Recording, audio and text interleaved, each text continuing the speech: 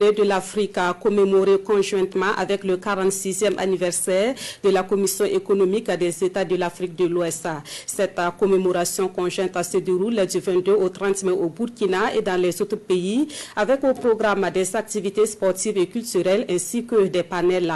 À la cérémonie officielle organisée ce 25 mai, le bilan a été fait sur les acquis engrangés depuis la mise en place de la CEDEAO et de l'Union africaine. Kosun Koulibaly et Ahadzi Sandamba. Une commémoration conjointe qui réunit ici les différents acteurs du monde de la coopération et de l'intégration africaine. Le 58e anniversaire de l'Union africaine et le 46e anniversaire de la Communauté économique des États de l'Afrique de l'Ouest, CEDEAO.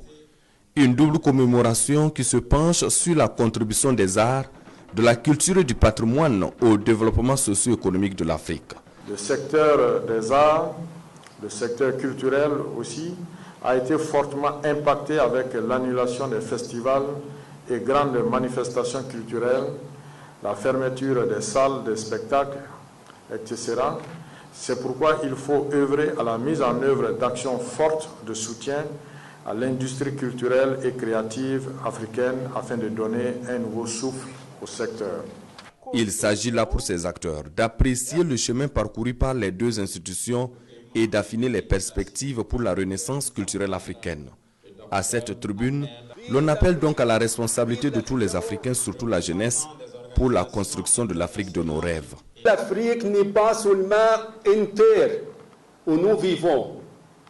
L'Afrique est plus que ça.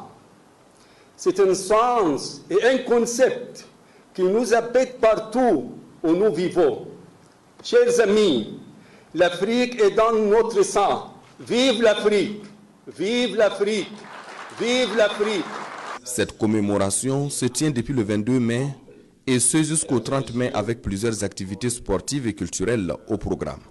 Une célébration qui se tient au moment où les États africains sont confrontés dans leur majorité aux effets de la pandémie de Covid-19 ainsi que du terrorisme.